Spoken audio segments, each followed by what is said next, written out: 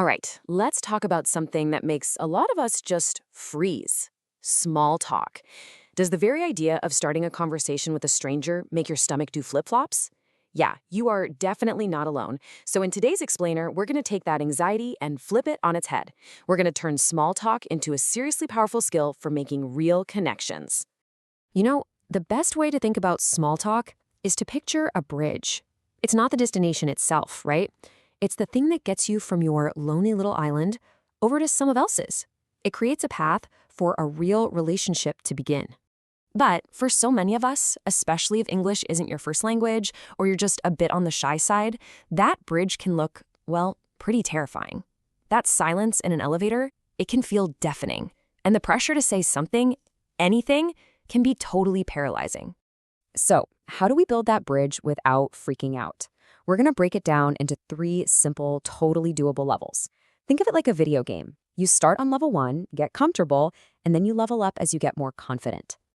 First up, level 1, the easy start.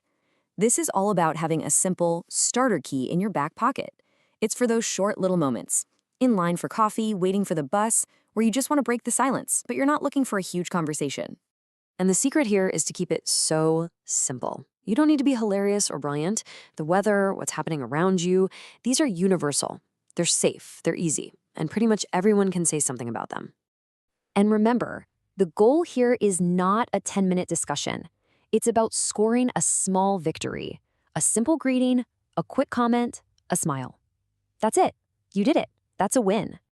Okay, ready to level up? Let's jump into level 2. So you've started the conversation, but how do you keep it from dying a few seconds later? The trick is to stop thinking of it as a test and start thinking of it as a friendly game of catch. Now, this is the golden rule of level 2. You have to avoid closed questions. Those are the ones that get a yes or no answer and then silence.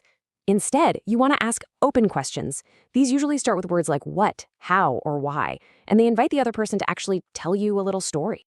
And just like in a game of catch, you don't just throw the ball. You have to be ready to catch what they throw back. Really listen to their answer. I promise, it almost always has a little detail in it that you can use to ask a follow-up question and toss the conversational ball right back to them. But here's the thing.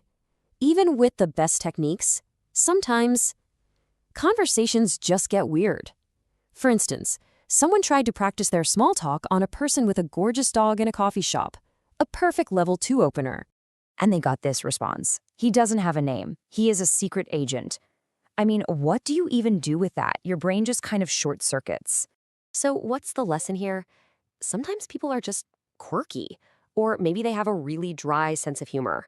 The big takeaway is don't let one weird interaction throw you off your game. Just kind of laugh it off, say something like, oh, a spy dog? And move on. It's not you, it's them. Okay, on to level 3. This is where the magic really happens. This is how we move from just passing the time to actually building real trust. This is how a casual acquaintance starts to feel more like a friend. Building trust really starts with you being willing to share just a little bit of yourself. Nothing too heavy. Share a light opinion about a movie, talk about something you're trying to learn, or, and this is the most powerful one, show some real empathy. It's a signal that you're open and it gives them permission to be open too. I mean, take this example. Instead of the automatic, how are you? Fine, trap. A coworker actually noticed that Sarah looked stressed. They asked a specific, caring question. And that one little moment of empathy opened the door to a real 10-minute conversation that probably made Sarah feel so much better. And that just shows you, doesn't it? Small talk is often the front door to a much bigger house.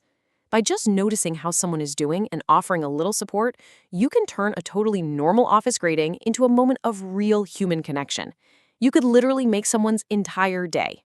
Okay, so we've got our 3 levels, but even the pros run into awkward spots. So let's stock up our conversational toolbox.